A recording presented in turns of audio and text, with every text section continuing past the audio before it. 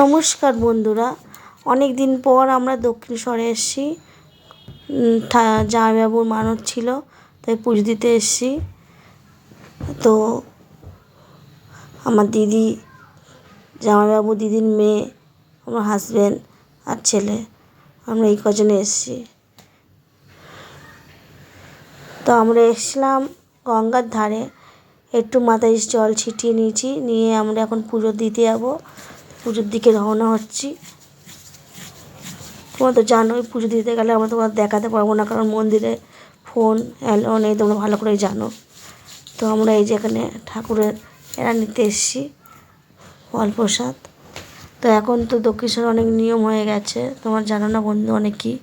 দক্ষিণেশ্বরে এখন ফুল, সিঁদুর, ধূপকাঠি নিয়ে ঢুকতে দেয় না, শুধু সন্দেশ নিয়ে তুমি পুজো দিয়ে চলে যেতে পারবে।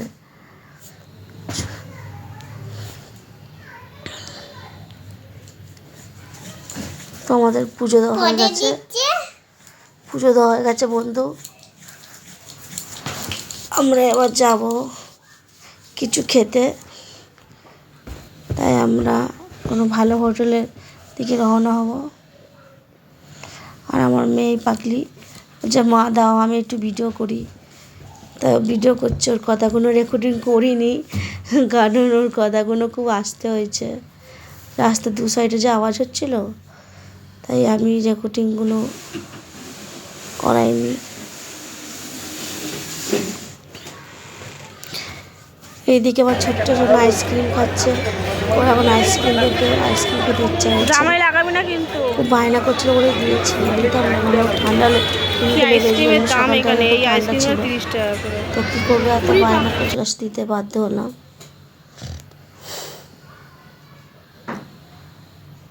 তো বন্ধুরা, আমরা খেয়ে দিয়ে আদ্যাপীঠে চলে এসেছি, কারণ আদ্যাপীঠে এখন যে বসে হয়েছে, আদ্যাপীঠের মন্দিরটা এত সুন্দর, ওখানে সবাই আমরা একটু বিশ্রাম করতে পেরেছি। কারণ দক্ষিণেশ্বর মন্দির তো বন্ধ হয়ে যায়, ভেতরে আর বসতে দেয় না পুজো দেওয়ার পর। চললাম আমরা এবার বেলুড় মঠ। তো আমরা স্টিমারে উঠেছি।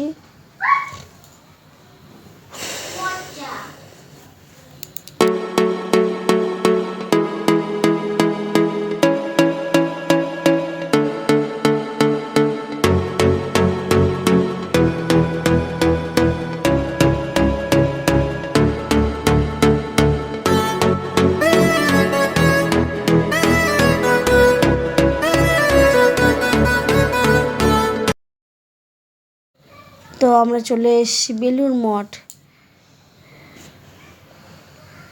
দেখতেই পাচ্ছ, ওই যে ঘুরছে আমার দিদি জামাইবাবু। তো ক্যামেরাটা আমার মেয়ে করছিল, ও একদম ক্যামেরা ধরতে পারে না। আমি যে দাঁড়িয়ে আছি, দেখেছো কাঠবিড়ালি, দুটো কাঠবিড়ালি ঘাসে হচ্ছে।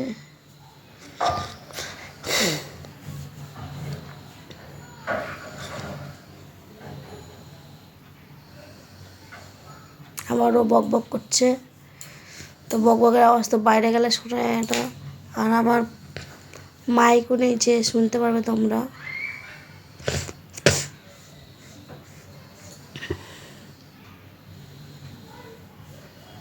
একটু বসবো, তারপরে আমরা আবার বাড়ির দিকে রওনা হব।